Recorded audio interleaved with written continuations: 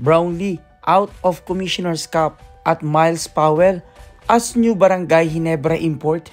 Yan nga ang ilan sa mga maiinit na pag-uusapan natin sa videos na ito mga ka-idol. Sa ngayon nga mga ka-idol ay nilabas na ang schedule para sa darating na PBA Commissioner's Cup kung saan pangungunahan ngayon sa November 5 ng Magnolia Hotshots kontra TNT. At mas i-expect natin mga ka-idol na mas magiging matindi ang harapan ngayong PBA Commissioner's Cup dahil na rin sa mga bagong player at mga bagong imports na ipinakilala na nga mga ka-idol. Busy man ang bawat team mga ka-idol sa paghahanda sa darating na opening ng PBA Commissioner's Cup, pero itong si Coach Tim Cone bilang winning coach ng Gilas Pilipinas sa nakaraang Asian Games ay nasa bakasyon nga sa Amerika mga ka-idol. Ngunit handa na rin talaga itong si Coach Tim Cone at excited nang magbalik sa Barangay Ginebra. Nasabi nga niya kung siya magpapatuloy sa Gilas Pilipinas, ang sagot ni Coach Tim Cone, "That's really my focus right now, getting back at Ginebra. I'm excited being back with them and going to work. That's my baby. I haven't worked for Ginebra for 4 or 5 months because of the Asian Games, the FIBA World Cup. I was training with them, Gilas. I miss our guys, they're Ginebra." Kung excited nga itong si Coach Tim Cone na magbalik sa Barangay Ginebra, excited na rin kaya itong si Coach Treyes na magbalik as head coach ng Gilas Pilipinas? Sa ngayon nga naging controversial na quote nitong si Coach Tim Cone na worth of 128,000 ay idinonate nga niya mga ka-idol sa museum ng FIBA World Cup. At sa kabila din ng paghahanda ng ilang mga player, ito naman si Aguilar ay nasa bakasyon pa rin kasama ang buong pamilya. Gayun din naman ang Ginebra Star MVP na si Scary Thompson na kasama nga kanyang asawa at anak sa Japan, na tila ay masusundan na nga itong si Baby Aster dahil naglabas na nga ng ultrasound itong si Scary Thompson at ang asawa niya. At pinag-uusapan din naman mga ka-idol ang bagong Barangay Ginebra guard na si Donald Gumaro kung saan pinapirma nga siya ng kontrata ng Barangay Ginebra. Nasabi nga ni Coach Tim Cone sa pagpili kay Gumaro, "We like him on PBA on tour. He played really well. He's the shooter that we wanted.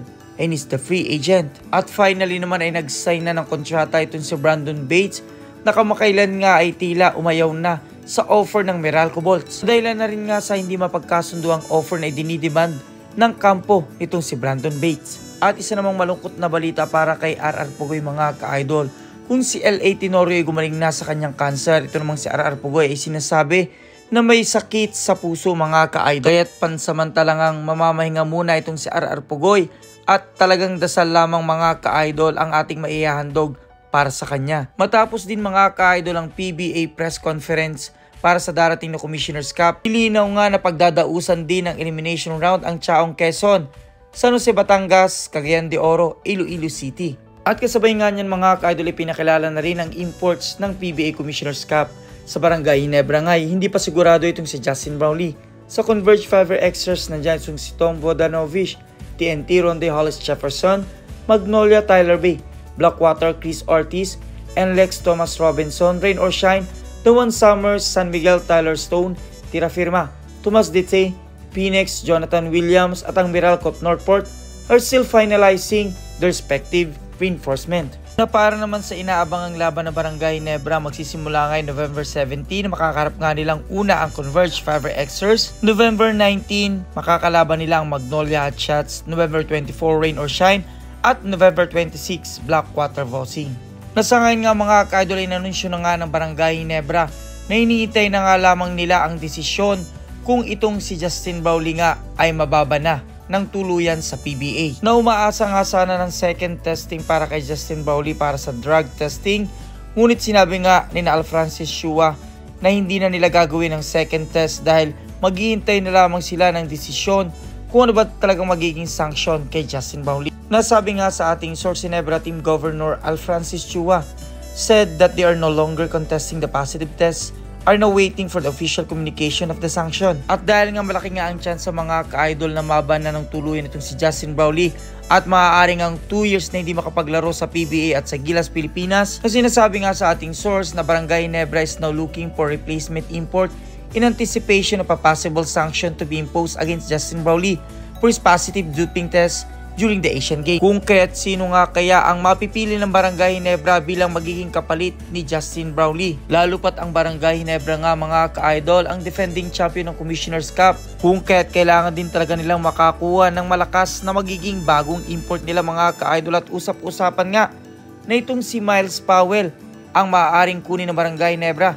Lalo pa nga't hindi nga makakalaro ang Bay Area Dragons dahil nga sila'y na-disband mga ka-idol. Nauna na rin namang sinabi ni Myles Powell na gusto niya maging import ng Barangay Ginebra kung siya'y mabibigyan ng pagkakataon. Lalo pat nung nakaraang Governor's Cup ngayon nabalita na rin itong si Myles Powell na gusto na rin kunin ng Converge Fiber Xers bilang kanilang import.